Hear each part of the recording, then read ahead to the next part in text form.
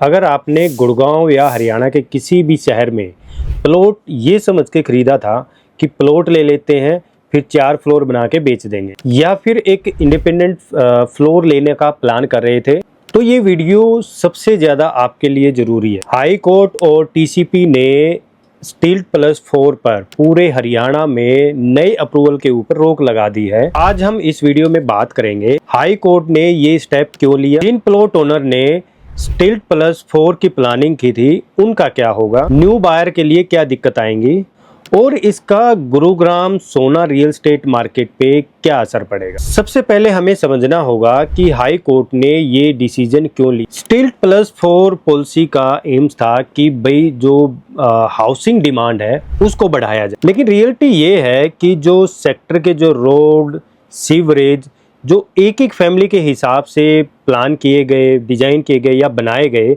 अब उन्हीं प्लॉट के ऊपर 4-4 फैमिली आने की वजह से वहाँ पे सीवरेज, रोड, वो जो है सब कुछ ओवरफ्लो हो गया है, क्योंकि वहाँ पे डेंसिटी बढ़ने की वजह से सीवरेज में प्रॉब्लम हो गई, रोड में प्रॉब्लम हो गई, जहाँ रोड चौड़े थे वहाँ भीड़े हो गए, रोड की जगह थी वहाँ लोगों ने पार्किंग लगाना शुरू कर दिया, तो ये समस्या आने शुरू हो गई थी। हाई कोर्ट में जो रिपोर्ट गई वो जैसे कि डीएलएफ फेज 1, सुशांत लो, सेक्टर 28 के एरिए में 10 और 12 मीटर की रोड थी और वहाँ पे गाड़ियाँ पार्क होने की वजह से चलने के लिए जगह ही नहीं बचती। सीवरेज, पानी, बिजली का जो इंफ्रास्ट्रक्चर था वो बिल्कुल तरीके से फेल हो गया। हाई कोर्ट ने साफ कह दिया कि स्टेट रेवेन्यू बढ़ाने के चक्कर में आप इंफ्रास्ट्रक्चर की धज्जियां मत उड़ाओ, क्योंकि इंफ्रास्ट्रक्चर फेल होता जाएगा तो लोगों को सबसे बड़ी परेशानी यहाँ पे झेलनी पड़ सकती है, और जो कि आज जो आम इंसान है वो इसका नुकसान उठा रहा है, क्योंकि गवर्नमेंट इंफ्रास्ट्रक्चर बनाती प्लानिंग के हिसाब से है, बट स्टेट गवर्नमेंट उसको कहीं न कहीं अपने फ़ायदे के लिए, अपने अकाउंट को बढ़ाने के लिए, रेवेन्यू कमाने के लिए कहीं न कहीं ऐसी पॉलिसी बना देती है, बाद में खुद स्टेट गवर्नमेंट ही उसको फेल कर देती है, जिसका हर्जाना आम इंसान को उठाना पड़ता है, क्योंकि आम इंसान अपनी प्लानिंग बना के चलता है कि उसको बिजनेस करना है, खुद रहना है, या एक अच्छी लोकेशन के अंदर उसको एक घर चाहिए, लेकिन घर खरीदने के बाद पता चलता है कि वो तो पॉलिसी के बाहर का रूल हो गया है, अब पॉलिसी चेंज हो गई है। तो यानी करे तो करे क्या आम इंसान। गवर्नमेंट प्लानिंग बनाती है, चली जाती है, चेंज कर देती है, फिर वापस आ जाती है। तो इसका एक कोई ठोस कदम या इसका कोई ठोस रूल बनाना चाहिए। रियल स्टेट में रेरा आया, बट रेरा की वजह से आई थिंक आज भी ऐसी सिचुएशन खड़ी है काफ़ी प्रोजेक्टों के सामने, जहाँ पे आम कस्टमर को भी परेशानी उठानी पड़ रही है। लो बिल्डर हाई मेंटेनेंस डिमांड करने लग जाते हैं, बिल्डर्स अपनी मनमानी करने लग जाते हैं, तो इसका कोई सोल्यूशन नहीं है, ये हमेशा चलते रहेंगे। आज एक नया रूल बना है, कल टूट के दूसरा रूल बन जाएगा, तो रूल के ऊपर रूल आते जा रहे हैं, बट सुविधाएं कहीं नहीं मिल पा रही। तो इन्हीं सब चीज़ों को देखते हुए हाई कोर्ट ने ये ऑर्डर दिए हैं कि अब तक जितने भी अप्रूवल मिलने थे वो मिल चुके हैं, और जिनके अप्रूवल मिलने हैं अभी जो फाइल लगा रहे हैं उनको रोक दिया जाए। जिनके 4 फ्लोर के अप्रूवल पास हो गए हैं, रेरा आ चुका है या नक्शे पास हो गए, वो 4 फ्लोर बना ले, लेकिन जो नए अप्रूवल जिनके लगे हैं वो पेंडिंग हो जाए। वो अब कोई जो भी प्लॉट के ऊपर नया अप्रूवल लगाने जाएगा वो भी नहीं होगा। यानी पूरे हरियाणा में, चाहे वो कोई भी सिटी हो, हरियाणा की हर जगह नए अप्रूवल बंद कर दिए गए हैं, चाहे वो कोई भी सोसाइटी हो, चाहे वो कोई भी सेक्टर हो या कोई प्राइवेट डेवलपमेंट हो, यानी जहाँ पे आपका नक्शा पास हो सके वहाँ पे हर जगह 4 फ्लोर का न्यू अप्रूवल अब तक बंद कर दिया गया है। आगे जो नई पॉलिसी आएगी उसके बाद ही पता चलेगा कि 4 फ्लोर का जो अप्रूवल है वो कहाँ कहाँ आएगा। अब बात कर लेते हैं दोस्तों प्लॉट ओनर और बिल्डर की, कि इस 4 फ्लोर की रोक के बाद जो आम जो इंसान था जिसने प्लानिंग किया था कि मैं 4 फ्लोर बना के सेल करूंगा, उसका क्या होगा। जिस बिल्डर ने ये सोच के ज़मीन खरीदी थी कि मैं 4 फ्लोर यहाँ पे बनाऊंगा तो एक अच्छा खासा जो मुनाफा है वो मैं कमा सकूंगा, तो उनका क्या हो। यहाँ पे आपको 3 बातें समझना जरूरी। जिनके मैप यानी जिनके नक्शे पहले से अप्रूवल हो चुके हैं उन पे इंस्टेंट 4 फ्लोर बन सकते हैं, लेकिन इसमें एक कंडीशन और आ गई है। जब ओसी ऑक्यूपेंसी सर्टिफिकेट आएगा तो वहाँ पे कुछ नए रूल आप लोगों को फेस करने पड़ सकते हैं। दूसरा, जिन लोगों ने अभी अप्लाई किया था उनका ये एप्लीकेशन अभी फ्रीज हो जाएगा जब तक गवर्नमेंट की न्यू पॉलिसी नहीं आ जाती। तब तक आप 3 फ्लोर का तो अप्रूवल ले सकते हैं, लेकिन 4 फ्लोर का जो अप्रूवल है वो जब तक गवर्नमेंट की नई गाइडलाइन नहीं आ जाती, तब तक स्टिल+4 की नई पॉलिसी नहीं बन जाती, आप तब तक 4 फ्लोर का अप्रूवल नहीं ले सकते। तीसरा सबसे मेन पॉइंट, महंगे रेट पे प्लॉट लेने वालों का क्या होगा। जिन लोगों ने या जिन बिल्डरों ने 4 फ्लोर की कैलकुलेशन बना के लैंड खरीदी, या जिन प्लॉट ओनर ने महंगे रेट के ऊपर 4 फ्लोर की कैलकुलेशन बना के महंगे रेट में प्लॉट खरीदे, चाहे वो गुड़गांव में हो, चाहे सोना में हो, चाहे अदर एरिया में हो, जो अभी फ्लोर बना के बेचना चाहता है, क्योंकि करंट की सिचुएशन के हिसाब से आपने प्लानिंग की, करंट की सिचुएशन के हिसाब से आपने रेट परचेज किया, और 4 फ्लोर का यानी 1 फ्लोर आपका मार्जिन आता है।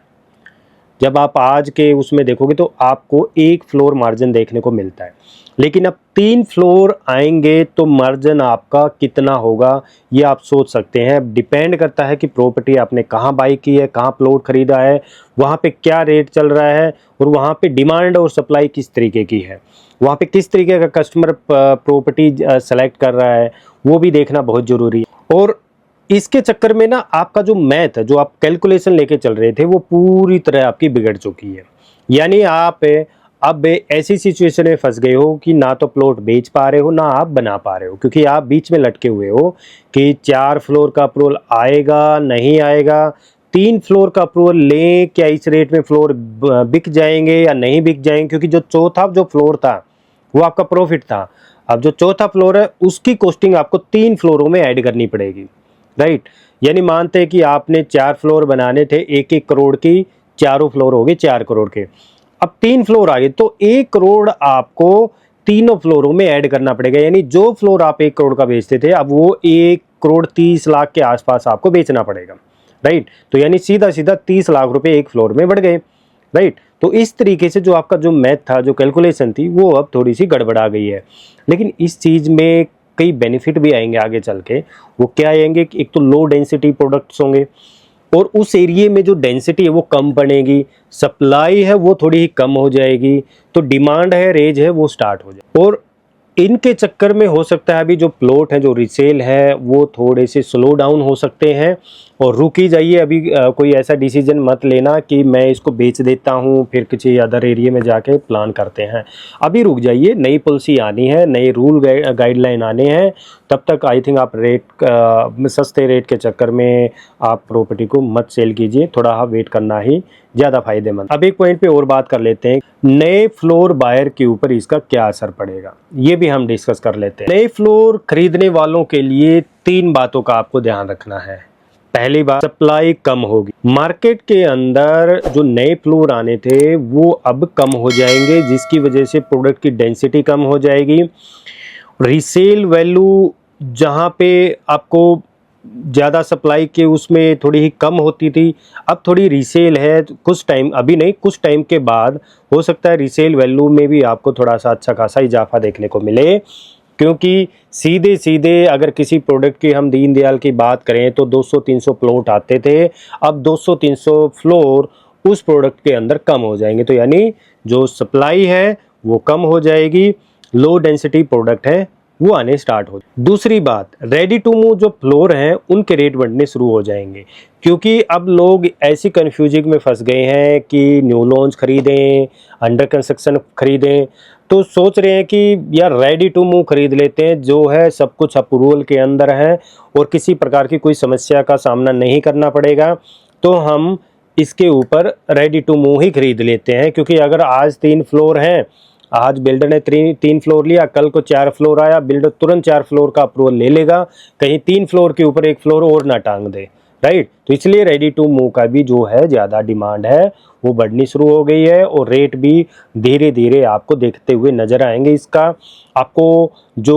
एक्चुअल करेक्शन है वो 2 से 3 साल में देखने को मिलेगा। ये नहीं कि मैंने अभी बोला है तो अभी कहाँ बढ़ रहे हैं रेट, ऐसे इतना जल्दी नहीं होगा, इसका समय लगेगा। तीसरी बात और आपको जानना बहुत ज़रूरी है, बिना फ्लोर मैप पास हुए आपको फ्लोर नहीं खरीदना है। ये आपको ध्यान रखना है कि उसका मैप फ्लोर पास नहीं है और आपने उस फ्लोर को खरीद लिया, तो आप एक बहुत बड़ी प्रॉब्लम में आ सकते हैं। अभी तक किसी बिल्डर ने अंडर कंस्ट्रक्शन के अंदर आपको फ्लोर बेच रहा है और उसने अभी तक अपना मैप है, अपना यानी जो फ्लोर मैप है उसको अभी तक अप्रूव नहीं कराया है, लेकिन वो बेच रहा है, तो उस चक्कर में आप टोकन अमाउंट मत देना।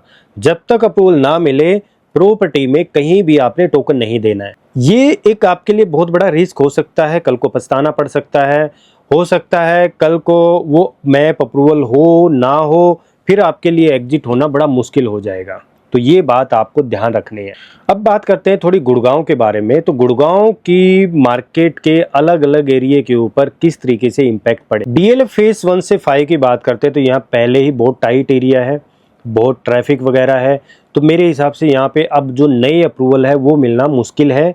तो यहाँ आगे आगे देखने में आपको 3 फ्लोर ही देखने को मिलेंगे जो नए प्लॉट बचे हुए हैं। वैसे ज़्यादा इस एरिया में ज़्यादा कुछ प्लॉट बचे हुए नहीं है, अगर बचे हुए हैं तो वो पुरानी बिल्डिंग है जिसपे 2 फ्लोर 2.5 फ्लोर वो ही तोड़ के दोबारा बनाने की प्लानिंग आगे जनता कर सकती है। गोल्फ कोर्स एक्सटेंशन सेक्टर 58 से हम 115 सेक्टर तक की बात करें तो इन एरिया के अंदर आपको ज़्यादातर दीनदयाल के प्रोजेक्ट देखने को मिले हैं, या कुछ ऐसी सोसाइटी हैं जो रेगुलर हैं जिसमें 200 गज से बड़े प्लॉट हैं।